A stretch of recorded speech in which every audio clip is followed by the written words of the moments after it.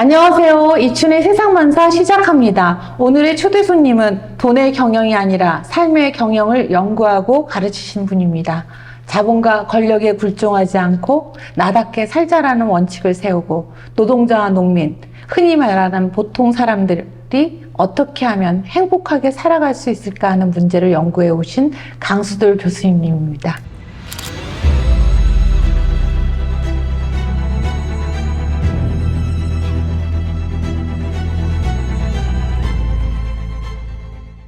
안녕하세요. 안녕하십니까. 하동에서 창원까지 먼 길 뭐 그렇게 멀지 않아요. 해주셔서 감사합니다. 네, 반갑습니다. 일반적으로 경영학 하면 어떻게 하면 사업을 잘 운영해서 돈을 많이 벌 수 있을까 하는 걸 가르치는 학문이라고 생각하잖아요. 네. 그런데 교수님께서는 탈자본, 탈경쟁의 교육, 탈성장의 생활, 소박한 필요의 철학을 강조하십니다. 네. 이것이 어쩌면 경영학과는 좀 상반되는 개념 같은데 어떠신가요? 예, 처음에 대학에 가서 경영학 공부를 하는데 네. 결국은 사람도 행복하려고 공부도 하고 일도 하잖아요. 네. 근데 이상하게 선생님들 가르쳐 주시는 내용이 돈을 벌기 위해서 사람을 갈구는 방법까지 가르쳐 주고, 그래서 이건 아니다라는 생각이 들어서 제 나름대로 새로운 깃발을 꽂은 거예요. 그게 돈의 경영이 아니라 삶의 경영이다. 결국 우리가 가정도 학교도 무슨 조직도 심지어는 나라조차도 운영은 해야 되잖아요. 운영이라는 관점의 경영이 있는데 그 목표를 돈이나 권력 지향적으로 할 것인지 행복 중심으로 갈 것인지는 갈라지는 지점이죠. 이를테면 모두가 행복한 삶을 위한 경영학이라고 네. 우리가 풀었으면 더 이해가 될 것 같은데요. 네. 그런데 이게 실제 말은 쉽지만 또 말은 너무 옳지만 네. 이게 이제 실행할 수 있는 구체적인 철학이나 이 행동도 필요할 것 같아요. 당연하죠. 네. 그래서 제대로 공부를 해야 되는데, 네. 우리가 같은 인생살이라도, 네. 행복의 관점으로 보면 아이들을 우리가 공부해 온 방식으로, 암기식으로 학원을 보내고 1등을 요구하고 100점을 요구하는 식이 아니라 행복한 공부라면 아이가 무엇을 좋아하고 어디에 끼를 느끼며 어디에 의미를 느끼는지에 따라서 그쪽으로 방향성 있게 가르치다 보면 아이가 이 세상에 빛과 소금이 되는 그런 인격체로 성장할 것인지, 아니면 오로지 훌륭한 인재 내지는 노동력이 되어서 출세하고 지위 상승하고 부자가 되는 목표로 갈 것인지가 달라지잖아요. 네. 그러니까 동일한 우리 인생 경영, 조직 경영 또는 나라 경영이라고 하는 것도 철학에 따라서 달라질 수 있기 때문에 우리가 철학을 어떻게 잡고 방향을 어떻게 잡는가에 따라서 결과는 달라진다고 봐요. 근데 이제 저는 탈경쟁의 교육, 탈경쟁. 예. 탈경쟁의 교육. 맞아요. 이 말에 너무 공감하고 실제로 네. 우리가 경쟁 때문에 사람들이 소외되고 맞습니다. 불행하고 맞아요. 내가 남으로부터 이 경쟁으로서 재단돼야 되고. 맞아요. 경쟁에 이겨도 소외가 되거든요. 예. 예. 경쟁에 이기는 사람이 왜 소외가 될까요? 경쟁에 이기면 네. 다 승자라고 그러잖아요. 그렇죠. 예, 그들이 막 독식한다고 예. 승자 독식의 사회. 우승열패, 그죠? 네. 이기면 이제 우열한 우수한 종자가 승리하고 열등한 종자가 패한다는 건데, 그 승자는 우월감을 갖게 되고 패자는 열등감으로 살아가잖아요. 네. 근데 옛날에 맹자공자 시절부터 훌륭한 철학자들이, 동서양의 훌륭한 철학자들이 이야기했듯이 사람이라면 마땅하게 살아가야 할 도리가 있고 인품이 있는 것인데, 사실은 그 인품의 관점에서 보면 우월감도 열등감도 인품의 개념에는 안 맞는 거예요. 겸손하게 살면서 자존감은 가지되 겸손하게 살면서 다른 사람과 더불어 사는 게 인품이거든. 근데 우승열패 구도에서 열등감을 안고 평생 상처받은 사람으로 살아가는 사람은 물론이거니와 우월감 속에서 타자를 무시하고 자기가 최고인 양 오만하게 살아가는 사람은 어찌 보면 더 문제가 심각하다고 할 수 있죠. 지금 우리나라 정치가 보여주듯이. 그래서 공부 잘한다고 나라의 정치 경제적인 권력을 독점하고 민중을 우매하다고 바라보는 시선이야말로 이 나라를 망치는 꼴이 망쳐왔죠. 망쳐왔고 현재도 그렇고. 네. 지금 정부의 어떤 뭐라 그럴까 사회적인 기여가 있다면 공부 잘한 존재가 결코 사회적으로 이로운 존재가 아닐 수 있음을 온몸으로 보여주는 것. 저는 그 부분을 우리가 농담이 아니라 깊이 있게 성찰할 필요가 있다고 봅니다. 진짜로. 네. 정말 공부만 잘한 바보들이 너무 많고 맞아요. 공부만 잘하면서도 바보면 괜찮은데 악당이 돼갖고 있어요. 그렇죠. 그런 공부는 잘못된 공부라는 걸 빨리 인식해야 되는 거죠. 그래서 새로운 공부가 필요해요. 저는 사람과 사회와 역사에 대한 그렇죠. 공부. 예. 아까 얘기했듯이 승자 독식이다. 뭐 우승열패다. 또 뭐 우리 그런데도 일반적으로 그렇잖아요. 서러우면 성공해라. 맞아요. 서러우면 성공해라. 성공하지 못해갖고 너가 지금 당하는 모든 불평 불만인 것이다. 이렇게 얘기하는데 또 거기 갔을 때 그들이 지금 보여주는 것들이 그런. 얼마 전에 국회에서 재미난 현상이 있었죠. 네네. 사람 이름은 말하지 않겠습니다만. 공부를 하면 내가 위원장보다 훨씬 잘했다라고 이제 문제 제기한 사람이 그 산부와 관련해서 군대에 산부 리그가 있죠. 뭐 이런 식으로 물었는데 바로 그 당사자가 없다라고 말하면서 완전 바보가 됐잖아요. 네. 자기가 공부 잘했다는 사람이 그 정도 바보일 수 있음을 국가적으로 증명을 해주고 있어서 너무 재미있죠. 네, 재밌기도 하지만 저게 우리를 지금 유권자를 개 돼지로 보나 이런 생각이 마구마구 솟아오르더라고요. 참 슬픈 이야기죠. 예. 근데 이제 탈경쟁이라고 하는 것은 우리가 이제 지금 경쟁으로 너무 치들리고 이제 자존감도 들고 하니까 이해가 되는데 탈성장이라고 그러면 사람들이 우리가 성장해야 되지 않아? 성장해야 되지 않아? 성장하지 않으면 우리가 이 경제적으로 지금 누리고 있는 이 혜택을 어떻게 하지? 이런 의문들을 가지잖아요. 여기에 대해서는 어떻게 말씀 좀 해주세요. 자, 아이가 성장할 적에 중고등학교 시절에 한참 크죠. 네. 예. 근데 만약에 아이가 무한 성장하면 키가 얼마가 되겠습니까? 무한히 커진다면. 그러면 부모님 쳐다보지도 못하고 저 하늘 꼭대기에 가 있을 거 아니에요. 예, 만물에는 물론 성질에 따라서 키가 큰 놈도 있고 작은 놈도 있어요. 대나무같이 아주 큰 놈도 있고 작게만 자라는 나무도 있죠. 그러나 대나무같이 큰 나무라고 하더라도 무한히 성장하지는 않죠. 달나라까지 대나무가 성장하는 나무 없습니다. 만물의 이치는 어느 정도 성장하면 그 다음부터는 정체가 되거나 줄어들기도. 우리 사람 키도 크면 줄어들잖아요.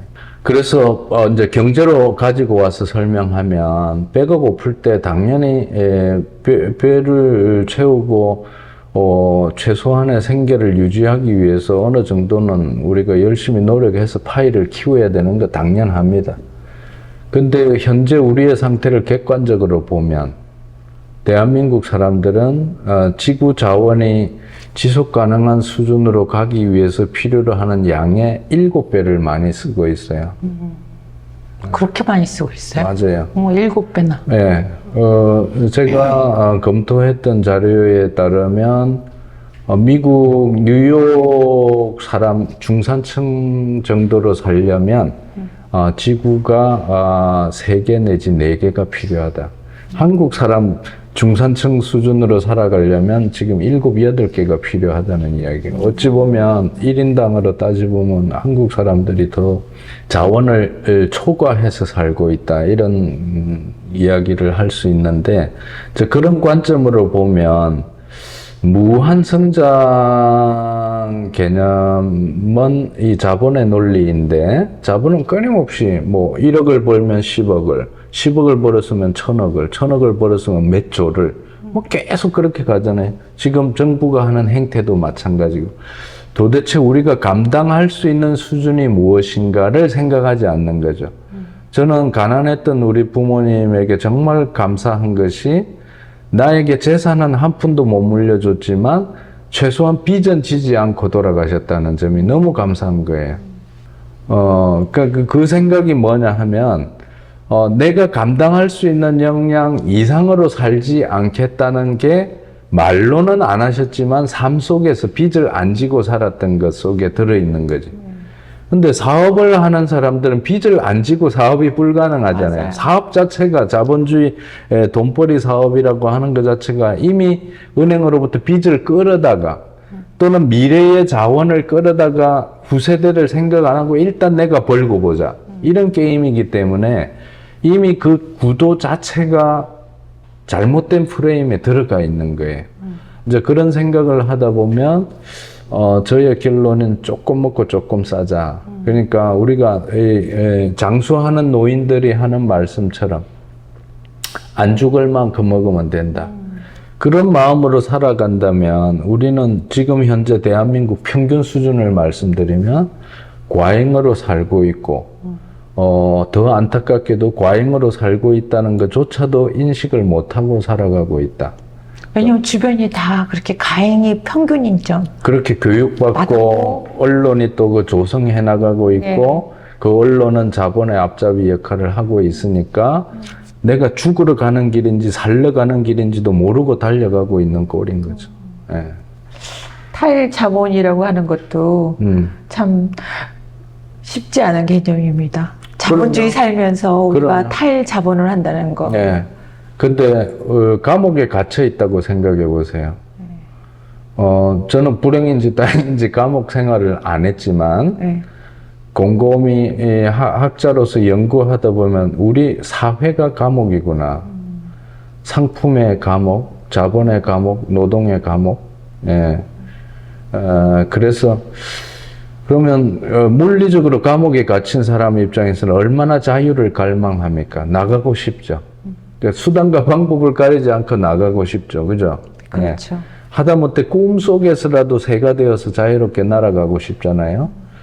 만약에 우리 사회를 감옥으로 생각한다면 꿈속에서마저도 새처럼 자유롭게 날고 싶은 마음으로 이 감옥의 틀 구조가 어떻게 되어 있으며 내가 어느 구멍을 파야 제대로 터널을 뚫어서 쇼생크 탈출처럼 탈출할 수 있을지를 연구해야 되는 건데 눈에 안 보이는 사회라는 감옥에 대해서는 이게 물리적인 감옥이 아니니까 그만큼 연구를 안 하는 거죠. 고민을 안 하는 거죠. 어쩔 수 없는 이건 우리는 어쩔 수 없다. 이 탈자본주의 사회를 갖다가 우리는 도무지 극복할 수 없다. 극복할 수 없을 것 같다. 그 부분에 대한 저의 답은 역사적으로 보면 답이 나와요. 태초부터 자본주의는 아니었거든요. 자본주의는 역사적인 산물이고 노예제도, 봉건제도, 자본제도 이게 변해왔잖아요. 예를 들면 봉건주의나 노예제도가 사라졌던가 것과 마찬가지로 자본주의도 생로병사하는 시스템이다. 그리고 지금 현재는 생로병과 사 중간 지점에 와 있어요. 객관적으로 보면. 왜냐하면 자원도 고갈되고 있죠. 기후위기 오고 있죠. 예, 석유 문제도 있죠. 또 온갖 질병, 코로나로 상징되듯이. 더더군다나 인간 사회의 경쟁이라는 것이 우리 암세포처럼 우리 인간을 점령해서 분명히 잘못된 것인데도 그게 마치 정상인 것처럼 착각하며 살고 있죠. 이 모두가 보면 어떤 미래의 돌파구가 없는 절망적인 상황이 있기 때문에 저는 자본주의 시스템도 지금 병과 사 중간에 있는 어찌 보면 말기암 환자 같은 그런 위상에 있다고 보고 지금 우리가 고민해야 될 것은 자본주의 이후에 어떻게 살아갈 수 있을까? 제가 희망하는 것은 자본주의의 종말이 이 지구의 종말, 인류의 종말이 아니기를 바라고 있고 역사적으로 보면 5차 대멸종 시기가 있었거든요. 네. 요 인근의 고성에 네, 가면 네. 공룡 발자국이 있다고 하는데 그게 6,500만 년 전 이야기예요. 인류의 역사가 오스트랄로피테쿠스가 300만 년 전 이야기거든요. 근데 그거보다 훨씬 긴 세월 이전에 공룡의 대멸종이 있었던 거예요. 그리고 빙하기가 있고 좀 따뜻해진 시기가 있고 또 빙하기가 오고 이런 굴곡을 거치다가 10,000년 전에 좀 따뜻해지기 시작한 거예요. 지구의 역사에서. 네. 6,500만 년 전 이야기는 너무 아득하고 네. 10,000년 전부터 인간이 신석기 시대가 온 거예요. 네. 그래서 농사를 짓기 시작했어요. 그 이후로 원시 공동체가 있다가 이 신석기 거쳐가지고 이제 노예제가 생기고 봉건제가 생기고 자본주의가 온 게 10,000년도 안 된 세월이고 6,500만 년에 100만 년이면 그렇게. 예, 자본주의는 길어봐야 700년 전 이야기고 짧게 보면 200년, 300년밖에 안 된 거예요. 영국 그렇죠. 자본주의로 따지면 300~400년밖에 안 됐고 대한민국 자본주의는 100년밖에 안 됐어요. 그게 어떻게 영원 무궁한 체제이며 그러니까 이제 그런 역사적인 시각을 우리가 갖게 되면 무슨 체제, 인간 개인과 마찬가지로 시스템도 생로병사하고 그 공룡이 멸종해 갔듯이 인류도 지금 6차 대멸종 시기가 이제 걱정이 될 정도로 지금 자본주의의 마지막이 마치 인류의 마지막이 될 것처럼 겹쳐지고 있는데 제가 소망하는 것은 6차 대멸종이 설사 온다고 할지라도 그 이후에 5차 대멸종 이후에 우리가 살아가고 있는 것처럼 6차 대멸종 이후에도 우리의 후손들이 살아갈 수 있을 터인데 5차 대멸종 때는 75%의 생명체가 죽었다고 하거든요. 6차 대멸종은 그럼 그 비율을 빌자면 75% 이상으로 그러니까 25%는 살아남았다는 이야기인데 저는 겸손하게 10%만 살아남더라도 그 10%의 인류 중에 10% 살아남은 생명체 중에 우리가 제대로 가르친 아이들이 몇 명이라도 포함이 된다면 그때부터 새 출발해서 지구와 더불어서 또는 탈자본으로 탈경쟁으로 협동하면서 살아가는 그런 후손들을 만들어내는 것이 우리가 살아있는 동안에 할 일이 아닐까 그런 생각까지 하고 있습니다. 예, 아유. 너무 길었죠? 아니요. 실제로 이제 사람들이 모두 이 자본주의 질서는 어떻게 할 수가 없을 거야. 그런 생각도. 예수 재림 만큼. 그런 생각하는 것만큼 빨리 망가질 것 같아요. 그렇죠. 망가지는 건 너무 망가질 힘들어요. 뿐만 아니라 네. 후손들에게 어떤 희망을 줄 실마리도 없어지는 거죠. 그런데 역사적인 관점을 얻게 되면 제가 말씀드린 것처럼 다르게 사는 역사도 가능하다라는 희망을 갖게 되고 동시에 우리가 해야 할 일까지 나오는 거죠. 요즘에는 사람들 몇 명만 모이면 이제 부동산 갖고 얘기하지 않습니까? 맞아요. 부동산 누가 뭐 했는데 올랐고 심지어는 그래서 이제 젊은 애들이 형편도 안 되는데 막 연끌해갖고 네. 아파트 사고 막 다 이게 어떨 때는 중독이에요. 중독된 것 같잖아요. 맞아요. 애들은 게임에 중독되고 맞아요. 심지어 또 여성들은 내내 다이어트 맞아요. 다이어트 막 하고 또 일상적으로는 진짜 제 지하철 타면 모두 다 휴대폰 보고 있거든요. 휴대폰에 되는데 저녁 되면 이게- 알코올 중독이. 네. 이게 세계화의 덧 중독사의 중독 조직이라는 이제 책을 우리말로 내셨는데 네. 그 책은 어떤 얘기야? 저는 굉장히 중독된다는 이 네. 말이 네.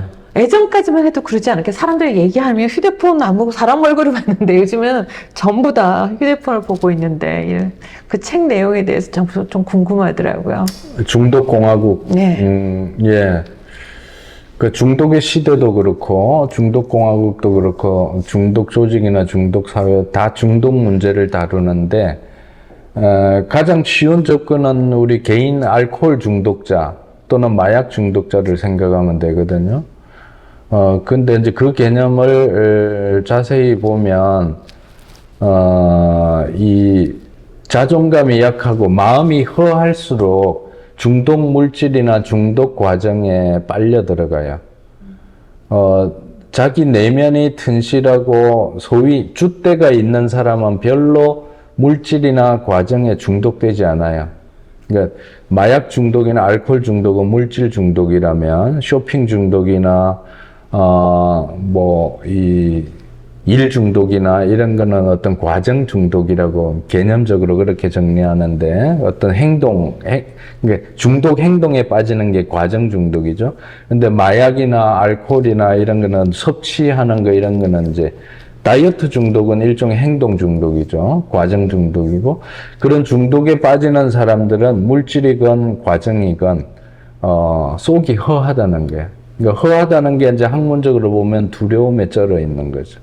인정받지 못할 두려움 또는 어떤 그 폭력이나 강자 앞에서 덜덜 떠는 두려움 이 두려움에 쩔어 있는데 그 두려움의 근본 뿌리로 가보면 폭력이라고 하는 게 있고 폭력이라고 하는 거는 국가적인 폭력, 물리적인 폭력도 있지만 부모로부터 사랑을 받지 못하고 매맞았던 기억들 이것밖에 못하느냐 이게 뭐 우리도 어릴 때 매맞았던 사람이 권력자가 됐잖아요. 바로 그런 거죠. 그게 뭐냐 하면 허했기 때문에 네. 이제 그 사람은 권력 중독에 빠진 케이스죠. 아니, 우리 어렸을 때 막 네. 다 어른들이 선생님들이 학교에서의 그 인정받기 위해서 예, 이제 학교에서 막 폭력하면서 네, 너네를 맞아요. 사랑해서 너네들 잘 되라고 막 맞아요. 한다고. 네. 그래서 그 또 선생님조차도 권력 중독자인 셈이죠. 그러니까 있는 그대로를 인정받고 사랑받았다면 내면이 튼실해서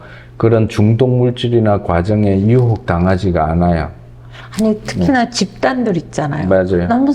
너무 똑똑한 우리네 예전에 다들 공부 잘하면 다 네. 출세하면 뭐 사법고시 패스하고 맞아요. 검찰에 있으면 뭐 다들 네. 그 집안을 잘 성공했대더라고. 맞아요. 네. 근데 그들 집단들이 요즘에 보면 중독되지 않고서는 저들이 도대체 상식적으로 이해가지 않는 짓을 맞아요. 그만하잖아요. 네. 예를 들면 모든 역대 대통령들은 다들 검찰에서 다 조사를 받는데 어디 안가에 가서 조사를 받는다든지 특별하게 맞아. 특혜 없이 한다면 그건 왜 그럴까요? 진짜 그들도 권력 중독일까요? 그 집단들. 중독자의 무리 속에 들어가서 네. 권력 중독이 되다 보면 네. 거짓말을 예사로 해서 자기 지위를 유지해야 되고 네. 증거를 조작해야 되고 또 거짓을 덮기 위해서 끊임없이 하다 보니까 중간에 동반 중독자들을 만들어내야 되고 같이 예의하고 합을 맞추어야 되잖아요. 네. 요즘 이제 청문회 과정에서 뭐 온갖 그런 부분들이 균열이 가고 해서 이제 중독이 깨지는 부분이 있고 그 깨는 사람들은 소위 양심 선언을 하거나 내부 고발을 하거나 이제 중독과는 반대되는 세력들이 존재하는데 대부분은 평소에는 그 뇌물로 매수하거나 다른 정보를 가지고 이 사람을 꼼짝하지 못하게 만들어서 흡수해버리는 그런 어떤 중독의 속성, 중독 조직, 중독 권력체의 속성이 있죠. 근데 이제 그 균열을 깨고 나오는 송곳 같은 사람들이 간간히 있기 때문에 그나마 우리 사회가 좀 바로잡히는 건강성을 유지할 수 있는 요소가 있고, 저도 그런 송곳 같은 역할을 하려고 이런 학문을 하고 있는 것이고. 그렇죠. 네. 그래서 이제 그런 개념으로 우리 사회를 파악하다 보면 이 소위 나라를 통치하겠다고 하는 사람들일수록 이런 병든 사회의 본질을 파악해야지만 제대로 사회를 건강하게 또 국민들에게 민초들에게 희망을 주는 그런 정치를 할 수 있는데 그런 성찰적인 그 과정이 부재할수록 권력이나 돈에 중독되어서 그것을 유지하기 위해서 끊임없이 거짓말을 예사로 하고 무책임하고 경우에 따라서는 반사회적인 정치를 하면서도 좋은 정치를 한다고 속이는 거죠. 그것을 위해서 언론을 동원하다 보니까 이상한 사람들이 언론 무슨 위원회의 위원장까지 되고 이상한 기자들이 또 그런 후보로 또 지명이 되고 등등 이런 잘못된 병폐가 나타나는 거죠. 근데 이제 그들은 이익이 있잖아요. 그러니까 검찰을 하게 되면 권력 한 자리라도 가게 되고 그 위기로 더 권력자에게 먹이사슬처럼 이렇게 충성을 다하면 또 다른 자리로 영전되어 간다든지 맞아요. 아니면 뭐 삼부토건이랑 뭐 이렇게 해서 네. 또 그 이권들을 가지게 된다든지 맞아요. 여러 가지 것들이 있지만 네. 가장 문제점은 뭐냐면 약자들이에요. 약자들. 네. 이 약자들이 강자를 걱정하거나 네. 강자 편을 들거나 네. 가난한 자들이 부자들의 세금을 걱정하고 맞아요. 심지어는 막 우리 이제 강자 심기까지 막 네. 어쩔 줄 모르 하는 그런 거 있잖아요. 맞아요. 네. 이런 것들을 보면 이제 저는 교수님의 그 저서인 강자 동일 씨와 경쟁공화국 네. 우리 사회의 문제점을 적나라하게 네. 드러낸다고 생각하는데 네. 이 책도 그런 내용입니다. 바로 그런 거죠. 예. 한편으로는 바른 소리 했을 때 처벌받을 것에 대한 두려움. 그러니까 크게 보면 레드 컴플렉스하고 맞닿아 있죠. 그러니까 밉보였다가는 내가 죽을 것 같으니까. 설사 자기 아버지가 그런 극우파들의 폭력에 의해서 쓰러져 갔다 하더라도 아버지의 역사를 진실되게 이야기하지 못하는 것은 바로 그런 두려움 때문이듯이 현재 우리가 이 잘못된 정치나 잘못된 경제에 대해서 바른 이야기를 했다가는 불이익을 받을 것 같은 두려움에 쩔어 있는 그게 1차적으로 크고 2차적으로는 차라리 그렇게 그러니까 올바른 이야기를 하다가 처벌받는 것보다 내가 저들의 코드에 맞추어 줌으로써 작은 실익이라도 챙기자라고 하는 실리주의. 그러니까 두려움과 실리주의가 결합이 되면서 소위 약자 내지는 민초들도 큰 차원에서 강자동일시 프레임에 들어가서 내가 못하면 내 새끼라도 강자 그룹에 들어갔으면 좋겠다. 그렇지. 그리고 강자들의 집단 앞에 가서 박수라도 쳐주고 작은 떡고물이라도 얻어먹자. 그렇게 가고 있는 것이죠. 바로 그 부분들을 객관적으로 이야기하고 솔직하게 털어놓고 이야기하고 성찰하면서 그 프레임을 깨고 나아갈 때 비로소 역사적인 희망은 생기는 거죠. 근데 이제 우리 진짜 이 윤석열 정부 들었으면서 모든 것들이 태행하고 있지 않습니까? 맞아요.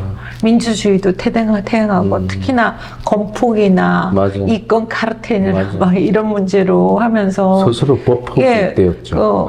노동조합과의 전쟁을 수행했는데 저는 이 태행하고 있는 노동 정책의 후과가 너무 클 맞아요. 거라고 생각해요. 저는 맞아요. 우리 학교에 제가 이제 강의 같은 거 들어가면 학생들 중에서 자본가가 될 애들이 몇 명이나 되겠어요. 맞아요. 전부 다 노동자들이 될 거잖아요. 그런데 아이들이 자본의 마인드를 갖고 있죠. 자본의 마인드를 가지고 노동자들을 갖다가 맞아요. 두려워하거나 저들은 무서운 집단으로 맞아요. 이렇게 배관시하게 되는 이것들에 대해서 저는 북한만 세뇌 교육을 하는 줄 알았는데 남한은 더 효율적으로 세뇌 교육을 잘해서 왔어요. 네. 그런 것 같아요. 예. 그 부분을 세뇌 교육을 해왔고 하고 있다는 것을 까발리고 정직하게 인정해야 비로소 제대로 된 교육을 할 수가 있죠. 그냥 우리가 참 자기 성찰이 부족해요. 부족한 거 맞아요. 진짜로. 소크라테스 형님이 뭐 아저씨를 하려고. 그래서 오늘 이야기가 계기가 되어서 끊임없이 탈세뇌 교육을 하는 예. 그런 토크를 많이 했으면 좋겠습니다. 저는 솔직히 탈자본, 탈경쟁, 탈성장이 진짜 필요하다고 생각하거든요. 특히나 살기 위해서 필요해요. 살기 위해서 필요해요. 지금 자본이 원하는 성장과 경쟁으로만 달려가면 인간적인 퇴행뿐만 아니라 지구에 인간이 존재하기 어려워지는 상황. 가장 대표적인 게 전쟁이고요. 예. 그다음 기후위기고요. 그다음에 전쟁과 기후위기가 합치면 공룡의 대멸종처럼 우리도 갑니다. 한 방에 갑니다.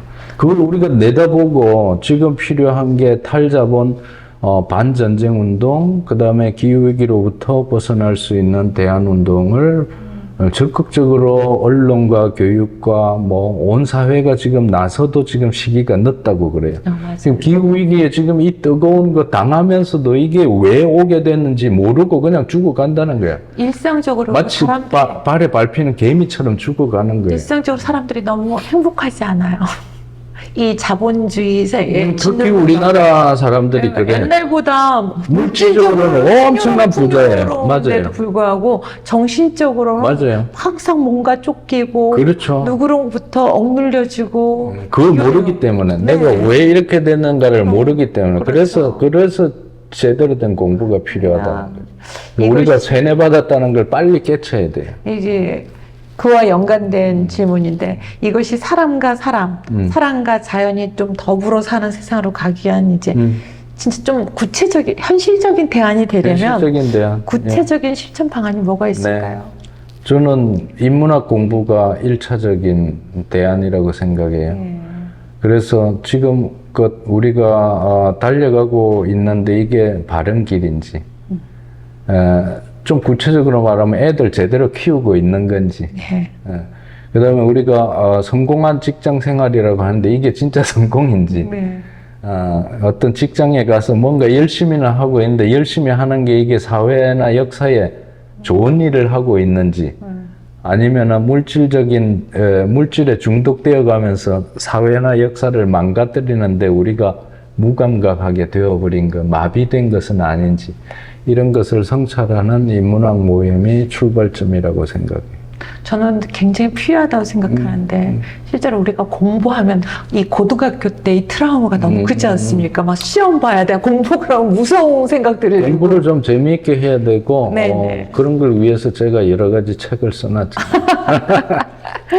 책 선전해서 아니요.